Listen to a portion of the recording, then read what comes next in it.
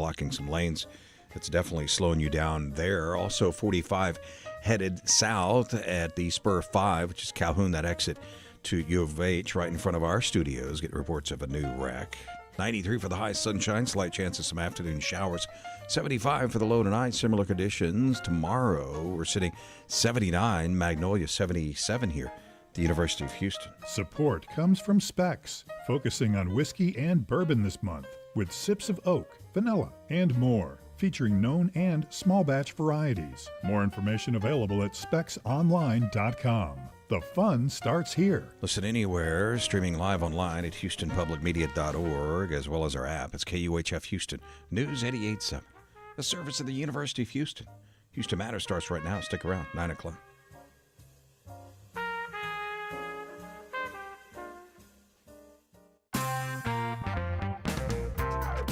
From reaction to Judge Hidalgo not running again, to local and federal budget deadlines, to the Fed's interest rate move and more, there's lots going on in politics this week. I'm Craig Cohen. Today on Houston Matters, we walk through what you need to know with Party Politics co-host Brandon Rottinghaus and the Hobby School's Renee Cross in our regular Wednesday political roundup. Houston Matters with Craig Cohen is a production of Houston Public Media with support from Baylor College of Medicine. Also this hour, Houston Matters producer Mincho Jacob joins nature guide Eddie Garcia for a walk along one of the Bayou Greenway trails to check out plant life native to Buffalo Bayou. Plus, residents of Houston's 5th Ward will gather at the Deluxe this week simply to share stories about their community. We'll learn more. We'll start with a news update from NPR and News 88.7. Stay with us. Live from NPR News in Washington, I'm Windsor Johnston. The former head of the CDC is testifying on Capitol Hill at this hour.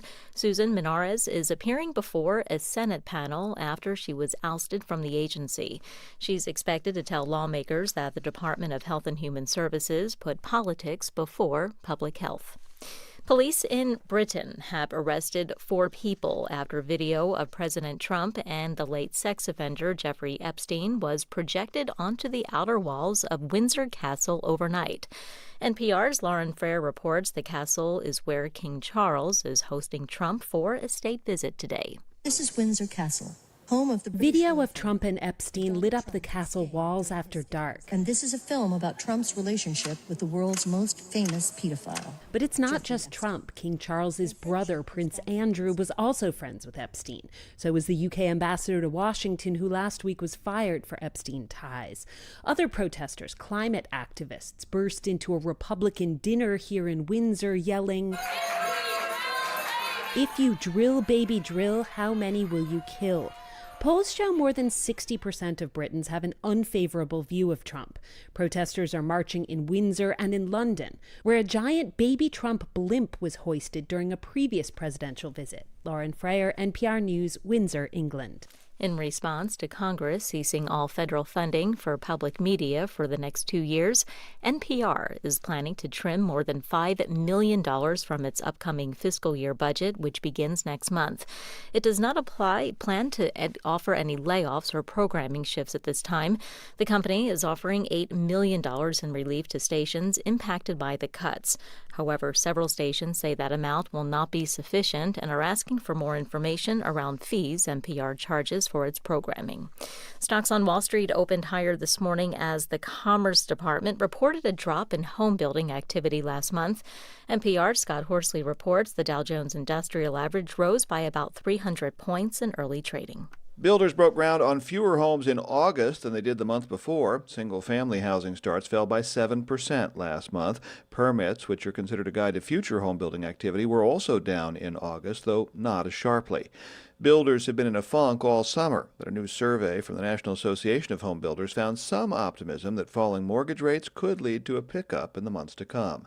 The Federal Reserve is expected to lower short-term interest rates this afternoon.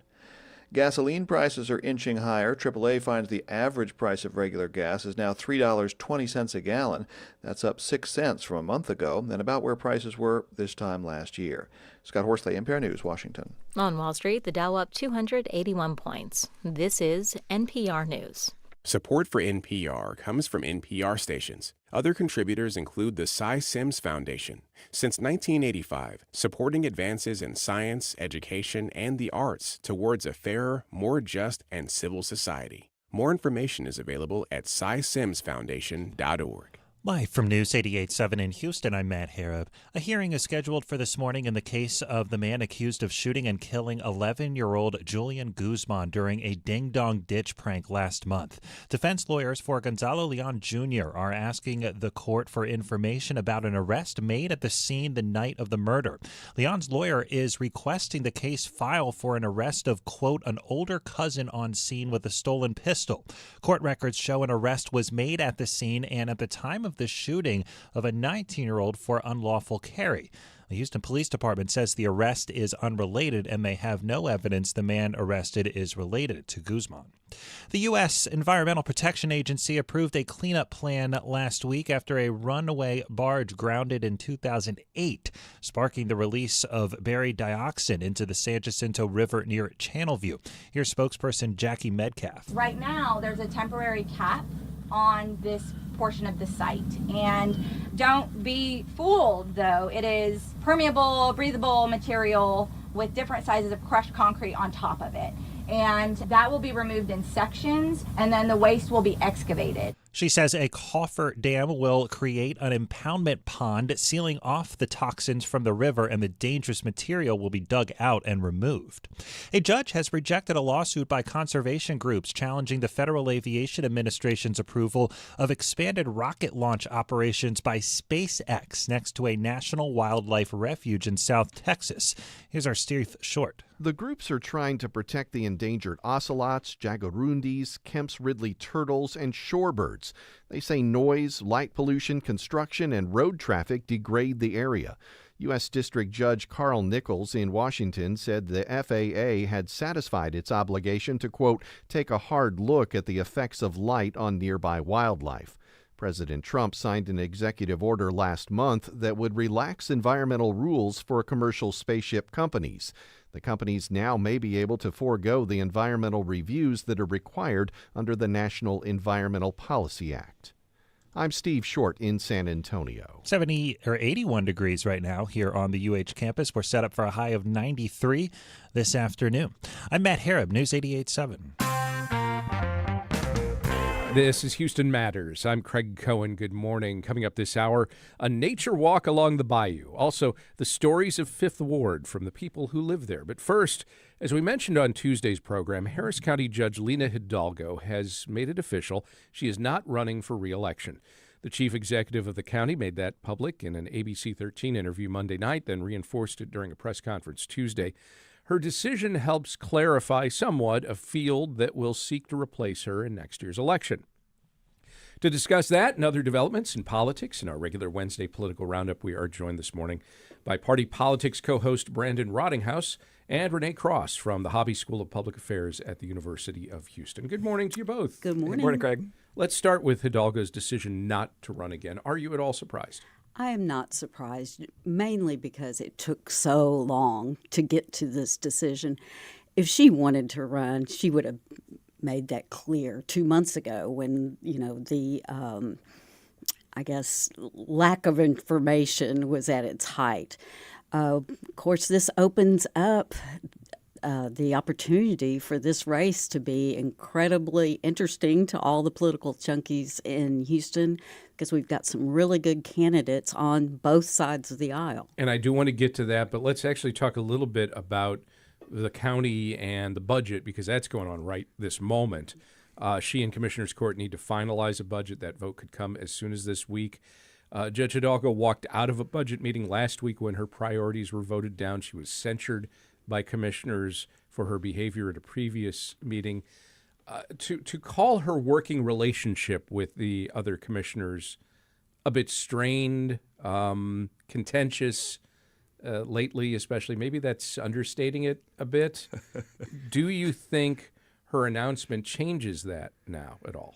Well, I think it certainly leaves her kind of at least fewer options in a good way. Like it makes it clear that she can, go with gusto to make her point as fervently as possible. She doesn't have to worry about a long-term negotiating practice. I think, as Renee said, that part of the indication that she wasn't going to run was that she was willing to be pretty combative on the issues that she cared about. So, that's definitely I think her approach here. But the lack of fundraising, the lack of campaigning, and generally a kind of curt relationship with the media meant that it wasn't obvious that she was going to be a public figure moving forward. So I think her negotiating position is a little bit different than it was. She's a lame duck to some degree, and I think that the commissioners will probably treat it like that. She's going to have to do a lot more to get her initiatives passed than she was before. Do you think developments in recent weeks contributed to her decision? Oh, I would think so because, for example, the Hobby School ran a survey of likely voters in Harris County last July. Her approval rating among Democrats, not Republicans, but among Democrats was extremely high. And she was certainly favored to win the primary. However, with the outburst and, bringing the kids into basically a show and tell during one budget hearing, I think probably was tanking her popularity, even among Democrats. Harris County leaders Tuesday responded to her announcement. You can read some of those reactions right now, compiled by our Sarah Grunow at HoustonPublicMedia.org. Hidalgo, though, will still be in office through the end of next year. How will Judge Hidalgo's leadership of the state's most populous county be remembered? Let's assume there's no further drama on a huge scale. And this is kind of, we've seen what we will see from her and from the county under her leadership. How will she be remembered? She definitely transitioned the role of Harris County judge from being an administrator to being an activist. Normally, it was the case that people just didn't know who your county officials were, and that really changed with her election. She obviously also ushered in a more progressive vision of the county, and it became a political flashpoint. She was certainly a national, even international figure, given how she got elected and who she was when she got elected.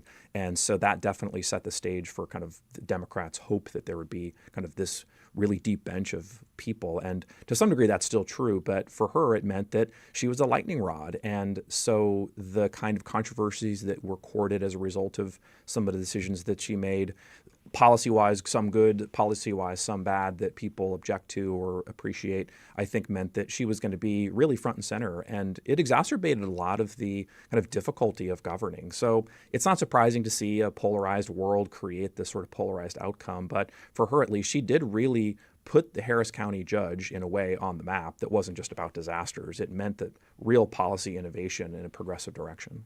I guess also a piece of this is when you think about the way that she has presided over Commissioner's Court and compare it to previous county judges, there was this perception, I think, for a long time that, under Judge Emmett, for example, things ran well enough, but there was maybe some question, particularly from those on the left, of how much is being done behind the scenes that we just don't know about. And she ran and then started to operate a lot on the idea of let's put it all out there.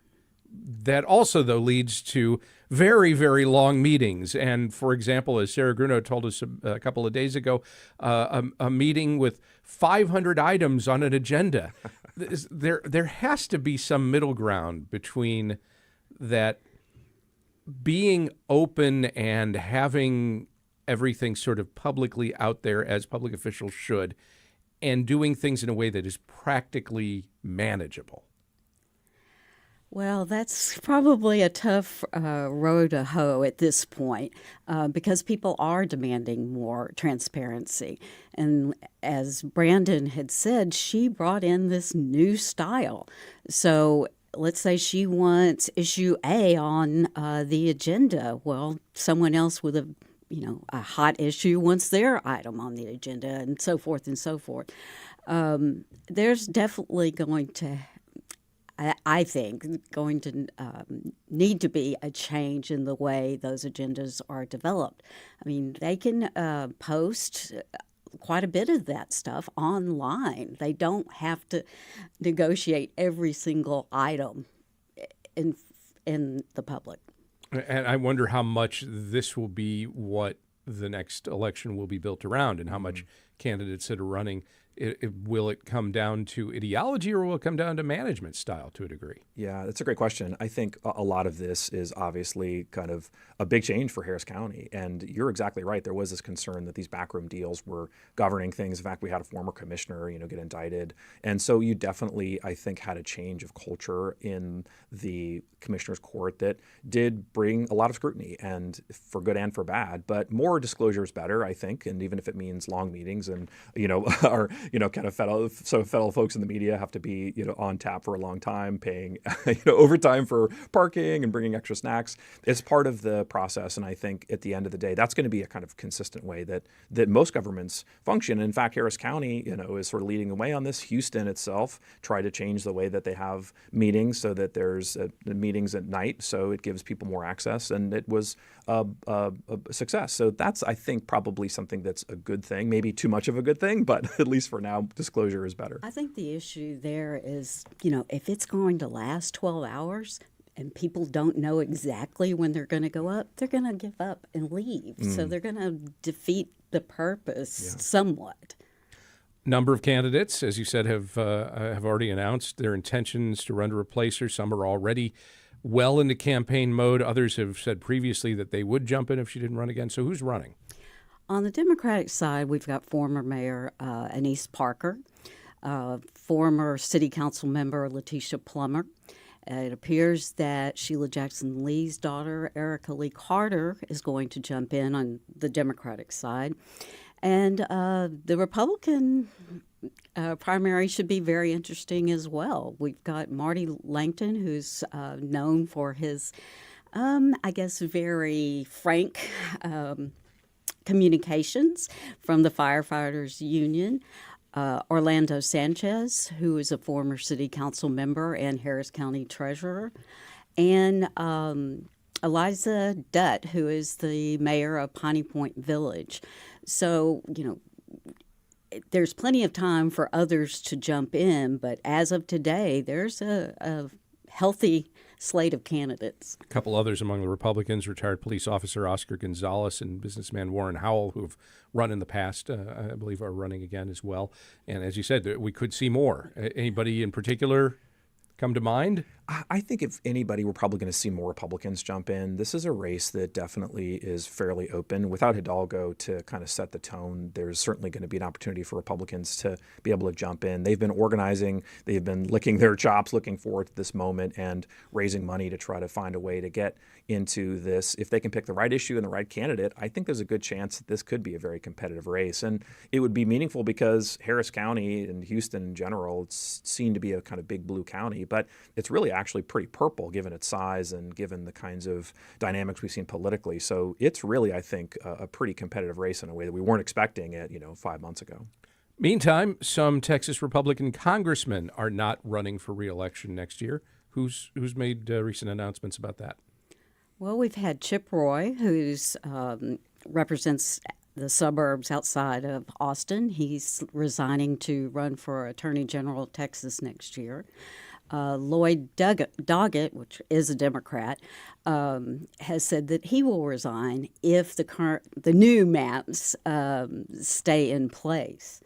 And then we have Morgan Luttrell on the north side of Houston, who's been in office only, 2 terms. And then Michael McCall, who's been in office 22 years, 11 terms. We are definitely going to lose some seniority. What is motivating these retirements? There's a lot of reasons why members don't run again. Some of it is about seniority and the kind of prospect for getting a chance to climb into that next stage. Probably that's what Luttrell's thinking.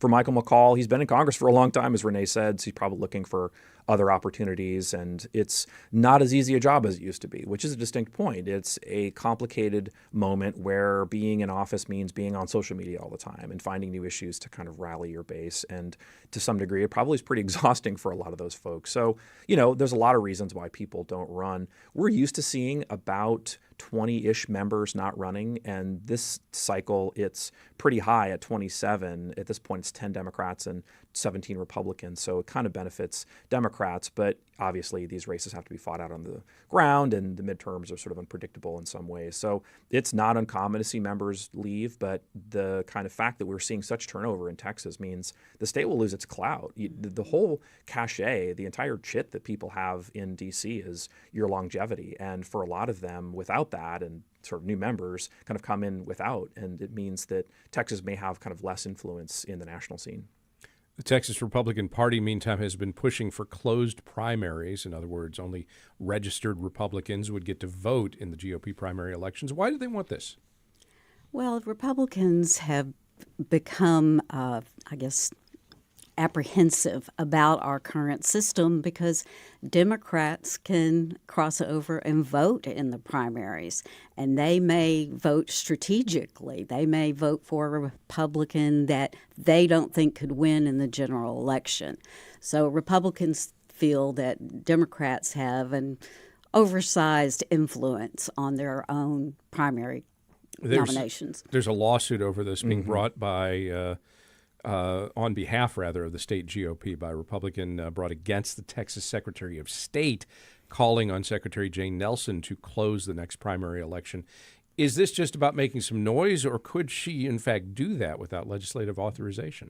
I think she'd want some legislative authorization. Part of the reason the lawsuit came after the sessions were done was that they didn't get a chance to kind of fulfill this obligation that many Republicans were asking for. Crossover voting is really rare. It's maybe 4% of total votes in either primary, or some people who have been voters in other primaries. So it's a small number, but the lawsuit and sort of key Republicans are saying things like some races that are decided by a couple hundred votes would have been different if it was the case that the primary was closed. There's a danger in closing the primary. It means that you've got a reduction in the total number of people who would participate. So independents are more likely to not have sort of a party affiliation, and so that would exclude them from this. You also have people like Asian Americans are less likely to have a party affiliation, and so they're less likely to vote. So closing the primary means reducing opportunities for people to vote, and for a GOP that is going to need to be able to stem the tide of the kind of rising number of potential Democrats, young people and ethnic and racial minorities, this could be a real kind of backlash effect where it hurts them in the long run. Especially because independents in Texas do lean to the right. So the Republican Party has benefited from that. So I don't think they want to discourage those folks from voting. We are discussing developments in politics in our regular Wednesday political roundup as we seek context and clarity on fast-moving events from the University of Houston's Renee Cross and Brandon Rottinghaus. And we'll turn to some D.C. political developments as Houston Matters continues.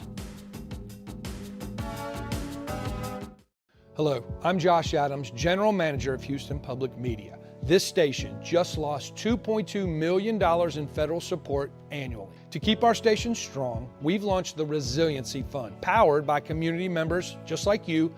Your support will help bridge the funding gap and ensure these programs remain free and accessible to everyone. If public media and this station matter to you, now is the time to act. Support the Resiliency Fund today at houstonpublicmedia.org/donate. Healthcare and medical discovery. Support for Houston Public Media comes from listeners like you and from Downtown Houston Plus with new businesses like Tenfold Coffee Company, Meow Wolf, Barbacana, Punchline Comedy Club, and Bubble Boba. Details at downtownhouston.org. Tonight on Houston Public Media TV8, it's a night of new nature and science. At 7, it's Season 2 of Big Cats 24/7. At 8, Nova presents the series Human. At 9, Sacred Planet. Tonight on TV8. This is Houston Matters. I'm Craig Cohen. We are in the middle of our regular Wednesday political roundup this morning with Renee Cross and Brandon Rottinghaus, both from the University of Houston. Cross is Senior Director of the Hobby School of Public Affairs.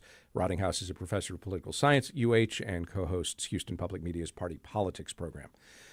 While much of the attention in national politics has been understandably about reaction to political violence in the week following Charlie Kirk being shot and killed, in terms of policy that has immediate real-world impacts on Houstonians, I think we have to start with discussion about the potential today that the Federal Reserve may, in fact, announce its first interest rate cut of the year.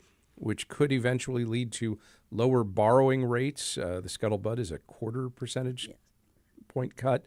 What is prompting this decision? Well, I think there's a number of factors. And while Jerome Powell and others on the Fed board say that political pressure isn't a piece of this decision, I think President Trump's constant, a barrage of criticism of the job that the federal board is doing probably does affect them over time. We've seen President Trump add his economic advisor to the federal board, which that person will more than likely promote and or vote for things that President Trump wants, including a higher rate decrease. And, in terms of just the economic environment, the labor market is softening somewhat. Unemployment is going up. And while inflation is down compared to 4 years ago, it's starting to creep up again. Then there's the uncertainty about any lasting effects of the tariffs. So we've got a lot of different variables going on right now. In the midst of all of that, why has President Trump been pushing Fed Chairman Powell so hard to cut interest rates specifically? It's fascinating, actually, and this is historically very much on brand for a president who wants to see the economy improve before midterms and before, their party runs. So this happened to Jimmy Carter, it happened to Richard Nixon, it happened to George W. Bush, George H.W. Bush. In fact, H.W. Bush blamed Alan Greenspan for his loss because he said that without that rate cut, it meant that the economy kind of was going to continue along in a negative way, and it ended up hurting him in the election, which it did. So I think all Washington sees that this is something that has to be fixed if they want to be able to run on the economy, which President Trump very much does. There are some happy signs for the economy in a way. The inflation isn't as terrible as there was sort of assumptions that it would be. The labor market's a little sluggish, so it hasn't moved exactly. But there are no big changes to unemployment. Consumers are still spending, and wealthy consumers are still spending a lot too. So I think that the economy is in a kind of precarious position. So like a baby step towards making some changes is what the president's been asking for, and it seems like the Fed is comfortable doing that. And in theory, they're kind of separate. As Renee said, this is supposed to be an independent agency that does its own thing, but the political maelstrom that's happened all around it means that that influence is going to have to be kind of something that they consider. Yeah, and I guess that's different from direct influence in terms of who's on the board, because, adding one person to the board isn't going to necessarily dramatically change, result in a different vote. But we have also seen President Trump try to fire Fed Governor Lisa Cook, and that's being played out in court.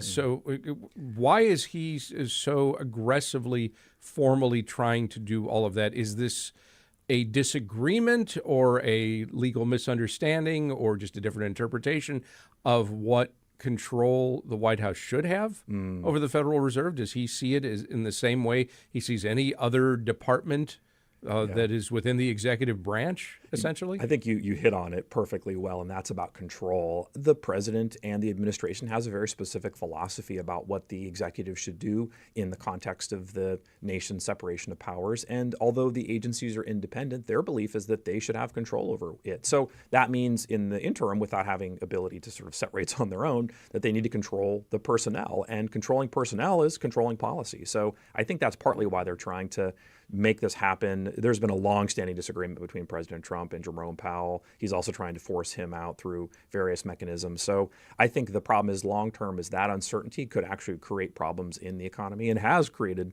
some ripples when it's been floated. So there is, I think, a real tenuous balance here in terms of what the White House wants and what the Fed's willing to do. Presidents are also notoriously frustrated when the U.S. Senate is slow in confirming nominees. Now, when it's the same party in control, that typically doesn't seem to be much of a problem. One of the things we noticed over the last week, Senate Republicans have started taking steps to change Senate rules governing presidential nominations. So what's changed? I think most likely it's the moderates within the Republican Party that are a little concerned about some of these nominees and being put in the position of having to go on the record in supporting them. I mean, particularly look at some of the pushback on RFK involvement in healthcare and Kash Patel's an appointment. So I think that some of the Republicans, again, a little bit more on the moderate side, are trying to make some of these changes so it's not used as a weapon against them next year. Is that what's happening, though? I mean, or is the process of nomination becoming easier? It's easier for the majority party. The change that Senator Thune made was to essentially lump nominees together, and it's considered the kind of nuclear option. It's always this way when you have a change to the confirmation process that doesn't allow for the minority party to slow things down, or where it has a 60-vote requirement in order to have an overcome of the filibuster. So the nuclear bomb has hit the Senate. John Thune, who was for a long time considered sort of, the nice guy in the Senate, definitely is not playing nice anymore. And the Democrats are saying that they're not totally against it, but that a lot of the nominees, as sort of Renee mentioned, that are problematic are going to be voted on kind of en masse. So it's really in keeping with something that we've seen happen since about 2013, where the Senate has changed its rules to make it easier to confirm folks. And so it'll make it faster, but it'll also make it much more partisan. Bipartisanship is really hard to come by these days, and this won't make it any easier. It seems like a bad time for a lack of bipartisanship for no other reason that there is a congressional budget deadline coming up pretty fast here. What do lawmakers need to do by when? Well, in effect, they have to be able to pass some kind of a budget by the end of this month. There's the concept from the Republican House that says that they are going to put a continuing resolution together that they say is clean. That is no riders that indicate any other, kind of partisan and additional policy items. So that's at least their proposal. Democrats are saying no way. They're going to fight and take a stand by saying that unless there is some kind of an extension of the Medicaid, or rather kind of rollback of the Medicaid cuts, that they won't play ball. So it looks very much like we're headed to a government shutdown. Really? Yep, really. Okay, because I've heard this before. About every 3 months. Yeah, right? There's always this, oh no, it's going to happen. And at the last possible moment, they all settle on a continuing resolution and, oh, well, we'll deal with this right before Thanksgiving. Oh, we'll deal with this right before Christmas. We'll get this through the new year. Yeah. So, well, yeah, and last time this happened, some Senate Democrats joined with the Republicans to say, let's do exactly that. Let's make sure we don't have the shutdown. But this time around, they're not willing to play ball. There has been a concerted effort from Democratic base to say, you have to fight back. And this is at least one way they can fight back. Now, it doesn't mean there won't be some kind of a resolution, and maybe the Republicans will give something. But at this point, they're being excluded from the negotiating table. And Donald Trump says, no changes. I want to have a continuing resolution through the beginning of the year. I think just like Republicans may be looking towards the midterms, so are the Democrats. And even though they don't have the numbers, so they can't get their way on quite a few things, they do want to show their voters that they are indeed fighting back. And I think, we saw that particularly in play yesterday, totally different topic, but with Cory Booker and Kash Patel. And again, this was Patel testifying. Yes. Before Senate Committee. Oversight. Mm-hmm. And I guess hearing a mouthful, getting an earful from Senator Booker. Yes. What was the summary of that? What exactly was he? The summary is ugly. They definitely were name calling, and obviously tensions very high. The issue was a range of things about the Epstein files release, about the some of the efforts inside the FBI to purge some people who the Democrats are saying were purged because they were investigating some of the January 6th rioters. So there are just a range of things that were on the agenda, and it got very heated. I guess it goes without saying, but pretty much everything in politics these days is as contentious as I ever recall it being. Some have bemoaned this hyper-partisanship and misinformation and social media bubbles and general anger all around that's contributing in our discourse to outcomes like the Kirk shooting and other recent examples of violence against public officials and against other political and public figures. But also there is this sense perhaps of a failure of leadership on the fringes, on the extreme ends of each party's base, to reflect what I think a lot of folks think is a more mainstream middle that most people fall into. Is that right? Or have we really all moved to the edges? Is it clear? I think, it is the case that there's more people in the middle who aren't as wrapped up in the kind of day-to-day, visceral nature of politics than people who are watching it all the time like we are. That's definitely true. Twitter is not real life, and TikTok is sort of one slice of reality. So there is certainly a room for people to have disagreements, but also to find some common ground. I think that's very true. I think also just our system of electing our governmental officials, it favors people on the extremes in both parties, particularly in the primaries. Is there then any way, any path towards something other than the darkest instincts within political circles? Or is that just, you know what, get used to it, that's how it is? I think that we can teach our students, in particular, the next generation, to be able to be more kind of accommodating, to understand each other better, to listen more. And those things will definitely make things better. Improving communities from the inside out is another way to do it. Just having associations with civic organizations helps to improve the status of partisanship, reducing it by having people understand each other, right? And working on projects of common interest. It's mostly the case that this country runs on these kind of small acts of goodwill and doesn't involve politics much at all. So we can ignore a lot of that, and we can train, I think, people to do better and think a little bit more clearly. And we can, I think, find common ground by working together on things that we care about. And I think we need to demand that our leaders do these same things, that they are civil in their disagreements. Now, that may be a big battle as well, but, particularly young folks, they're going to look at them for how to behave. That's so true.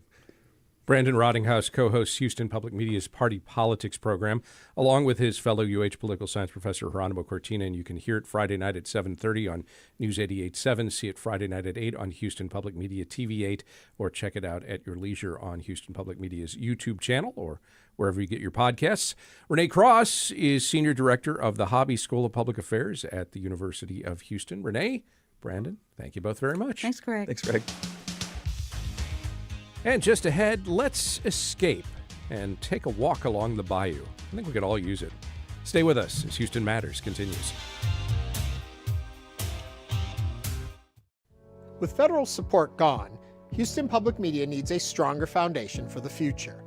The Houston Public Media Resiliency Fund is our response to ensure this service remains strong, stable, and community-powered. Your gift today helps us stay on the air tomorrow and the day after that.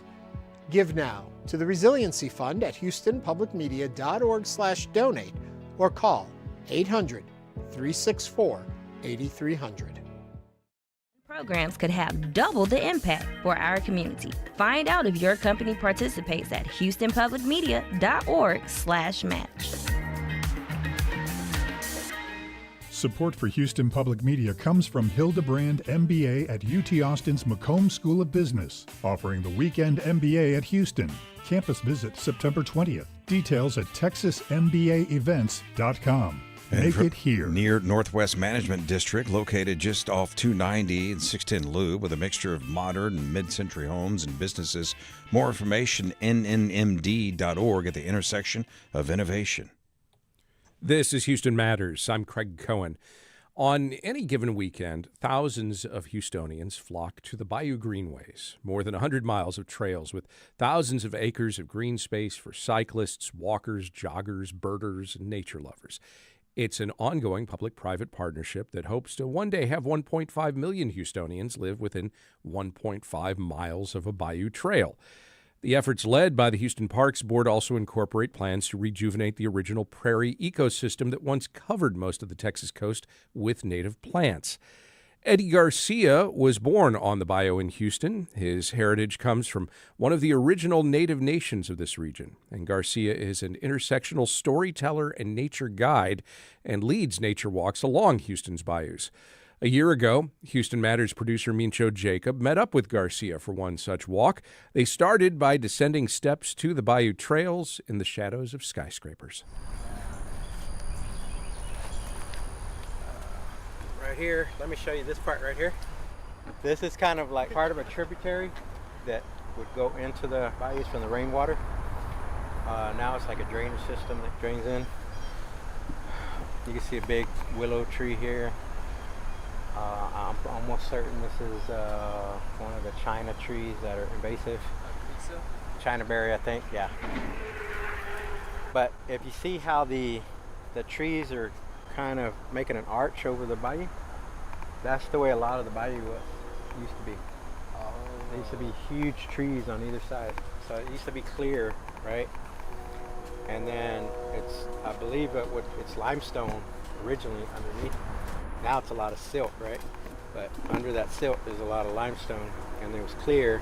And what they said, it was like holes in the limestone at the bottom, at the bed of the bayou, and some of those would be blue. And it was like, a blue bayou. They said it was just beautiful. So the reason it's so brown today is because I believe all the silt coming from the reservoirs.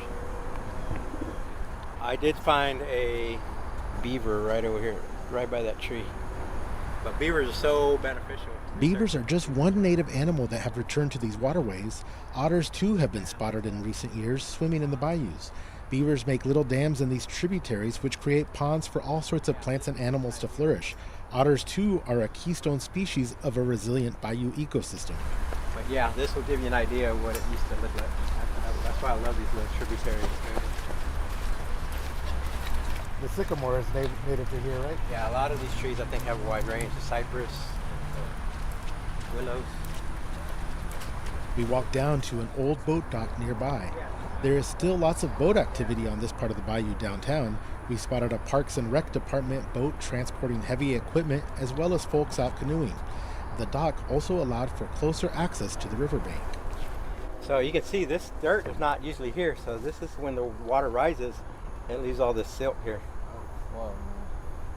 When the Harvey came, oh my gosh, all along the trail, when you're going along those trails, there was like silt about this high. Like, I mean, huge, even taller than that, even higher than my hand. It's probably like 15 feet above the water right now, that trail? Yeah. Yeah, well, see, that's the thing, is that's why it floods. It's because they're altering everything. Like, they took out the tall grass prairies, which were the natural absorbing it. And then on the bayous, around this whole region, the trees were mostly around the bayous. They weren't out, I mean, that was all like plains area. So they've taken off the trees from the bayou, around the bayou, and they put them everywhere else. The landscape is completely altered. And so, again, when you have enough, what they call the riparian area around the waterways, is the section right off the banks, right? And those used to, again, have grasses, they had trees, bush, and all that. They had roots, so all that would soak in the water around here. So there's really nowhere to soak in the water, so it just drains real fast. And then if you notice on a lot of the bayous, they trying to prevent floods, but they actually make it flood more, especially the cementing, and then taking all the vegetation off. Yeah, because here we have trees, which is still limited, but yeah, a lot of bayous are just concrete, right? Well, really, these trees should go up to the street up there. You know what I mean? And some areas, what I've heard is that like this was like a 3-tiered. Some sections of the bayou was 3-tiered. You know, it was 3 levels of the banks. And so the second level was like a wetlands area. There was a lot of ponding, and water would stay there for a long time, like little ponds and stuff. Garcia shares with us the teachings of the Carrizo Come Crudo tribal chairman, Juan Mancias. All water is connected, and that means that runoff from the streets, which brings trash and other pollutants down to the bayou, will eventually flow out to the ocean and beyond. But same thing with the water. Like I said, everything's changing, and one water. We also have one air, you know. That's what people don't realize, is that how can we get, like, within a couple of days, we get dust from Africa over here, you know what I mean? So when you pollute one area, it's going to spread everywhere, you know, when you pollute the air. Same thing with the soil, same thing, you know, we have one land, one water, one air, you know. Yeah. And so Native people have known that for a long time, that all this is all alive, that everything. But also they're interconnected like a community. So they say you got to be very careful on what you cut down and things like that, because you're not only cutting down that living being, you're affecting all the ones that they're connected to. We always give something back, and we always ask permission to take something from the earth. As we move away from the water, we take a path that has a steep bank going up to the roadway. The bank is covered in all sorts of plants. There's elderberry right there. Elderberry, which one is elderberry? I think that's elderberry. I don't see the flowers, so I'm not sure, but that looks like elderberry. The elderberry is a small native shrub that has pretty white flower clusters that bloom in the early summer and are very important for pollinators, as well as giving edible berries for birds, small mammals, and even humans. And so a lot of these have all kinds of medicinal properties to them. I think some of this is goldenrod. Goldenrod is another important native plant that flowers in the late summer, keeping pollinators fed with nectar and pollen. The seeds are important for birds like finches and cardinals. Yeah, gamma grass is a good native. Historically, the Houston area was dominated by the coastal tallgrass prairie. As Garcia said, trees were mostly found directly adjacent to waterways because of the poor soils. But native grasses like gamma, bluestem, and switchgrass provided the base of an ecosystem that sustained animals as big as the buffalo. Deep roots of these grasses help to stabilize soils from erosion. They can grow as deep as they grow upwards. Some of them go up to 13 feet deep in their roots. Unlike trees actually grow more. I think most of the roots grow towards the sides. Golden something? Goldenrod, I believe. Okay, it looks like what's that? It's milkweed. What monarch butterflies like? That kind of looks like that. Alex Oriani, one of the participants on the walk, asked about a tree that Garcia didn't recognize, but he was quick to offer tools that anyone can access through apps on their smartphones. It looks like it might be right with the flowers. Google has something now, but also iNaturalist is one. Yeah, there's like 2 or 3 of them that have them. So, commonly known as bagpod or bladderpod, is a plant in the legume family native to North America. The species is a facultative hydrophyte occurring in wetlands and non-wetland areas. It is one of the 60 identified species of genus Sesbania. You can see the bean pods and stuff like that. I always like to see the seasonality. See, are we in season here? Yeah, September. That's the peak. What family was it in? Did it say? Fabaceae. Fabaceae. Someone knows their Latin.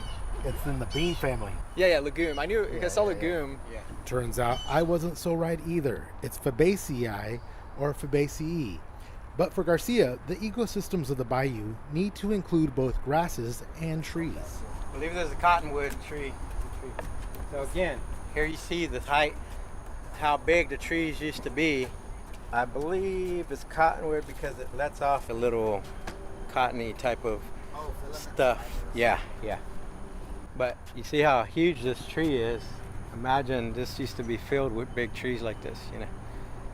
But again, see, why is this, this whole area could actually have, you know, tall grasses and a lot of more trees in this area right here. Because that also helps keep the banks from, you know, eroding and keeps the bayou's route more stable. While we never fully escaped the sounds of the city, it was easy to forget that we were in an urban environment. As we walked back to where we started, the skyscrapers of downtown came back into view. Garcia gives us one last thought before we leave the bayou. And so look at here, you're looking at all these beautiful trees, these grasses, the water, and then you look at the horizon over there and you see the most energy inefficient things that exist, right? They use up so much energy, they're so inefficient, and that's supposedly the epitome of societal accomplishments or whatever. Yeah. Accomplishments or whatever. Yeah. So. For Houston Matters, I'm Mincho Jacob.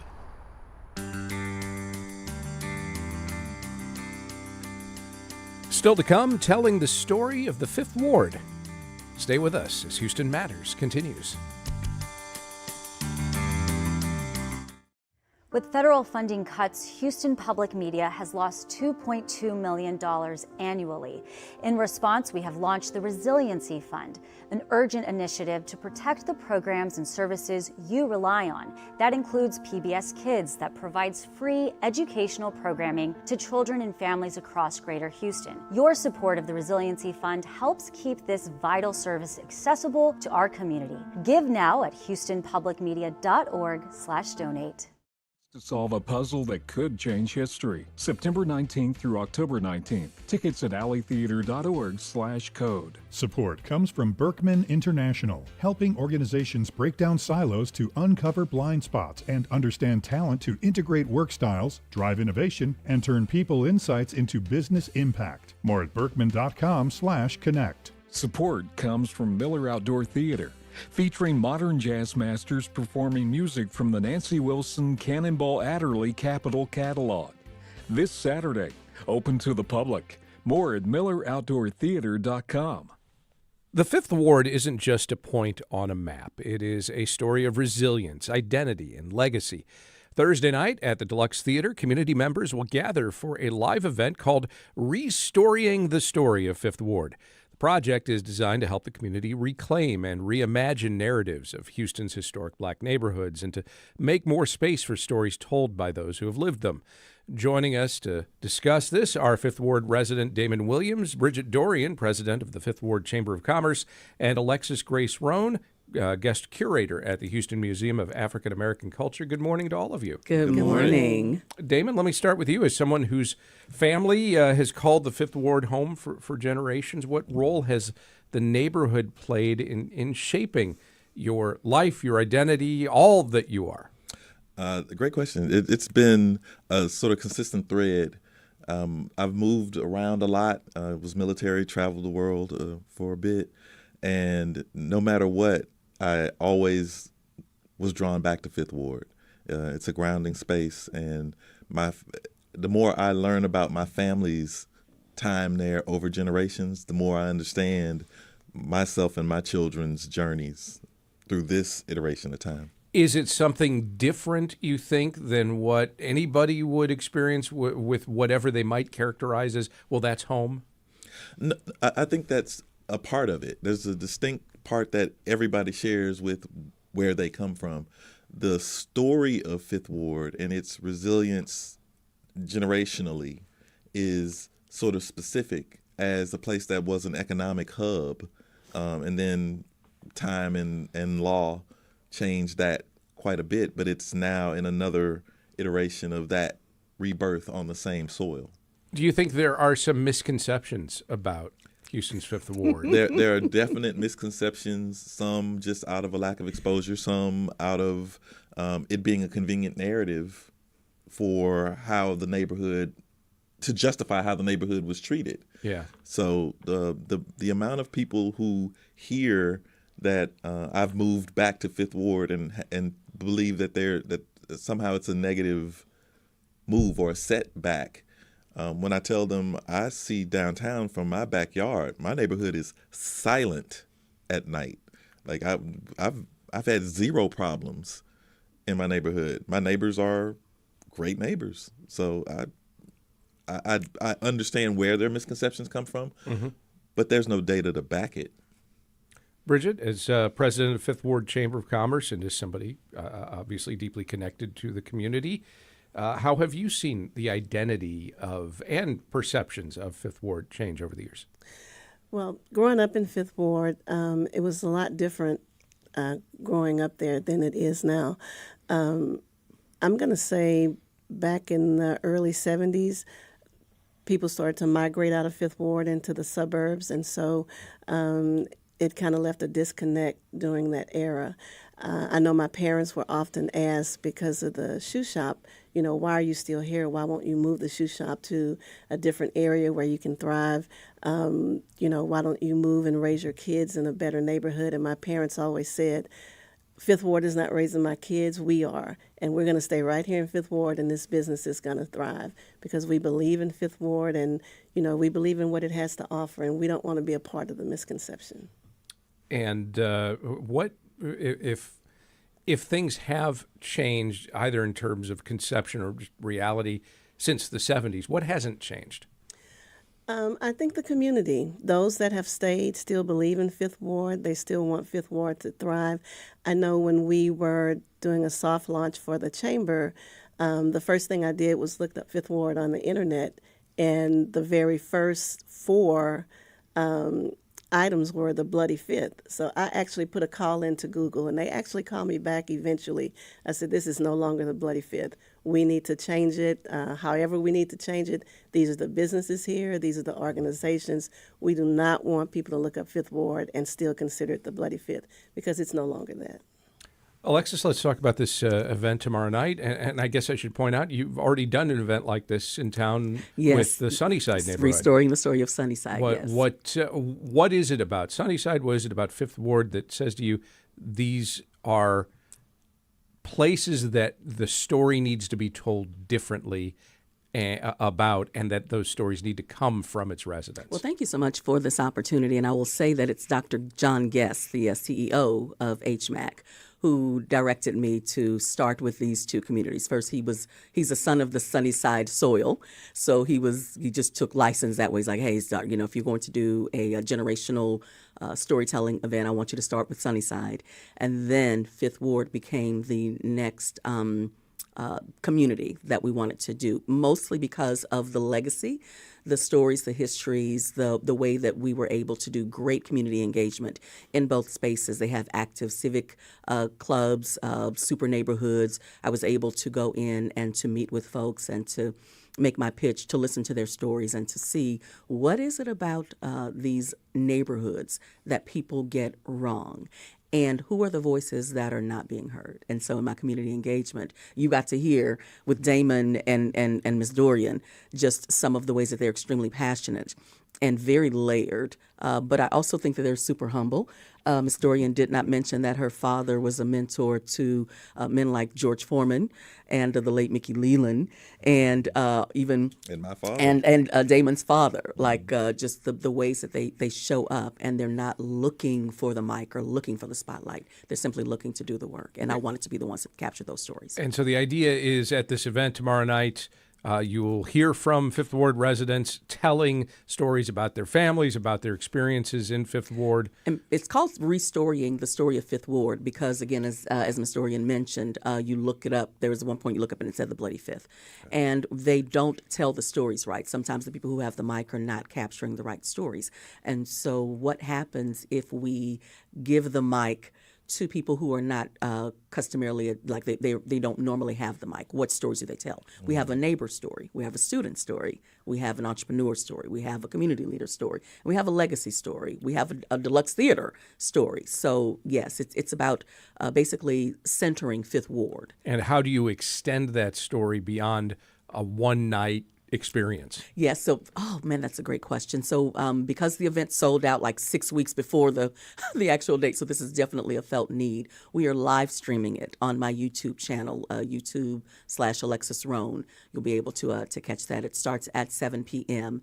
And so they're going to be able to hear for themselves these stories, and we're going to repurpose them. And then, as Dr. Guest and I were discussing before we had even started this process, he's like, well, there are 7 historic Black neighborhoods in Houston, and so we want to capture the narratives of all of those. So we will post that link, by the way, on today's show post at HoustonMatters.org.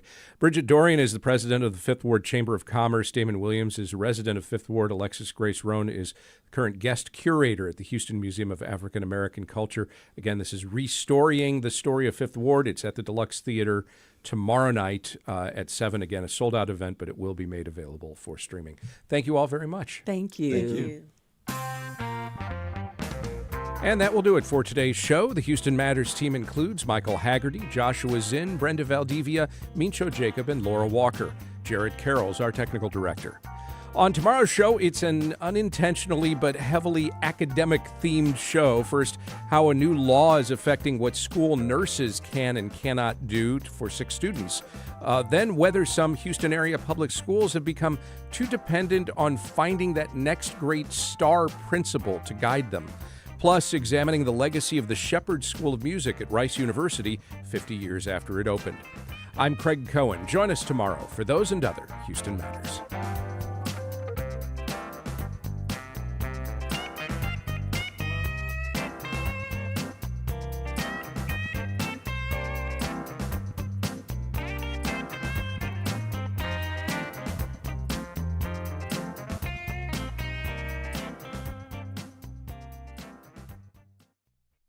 Support comes from Children's Museum of Houston, presenting Faithful Friends, an exhibit exploring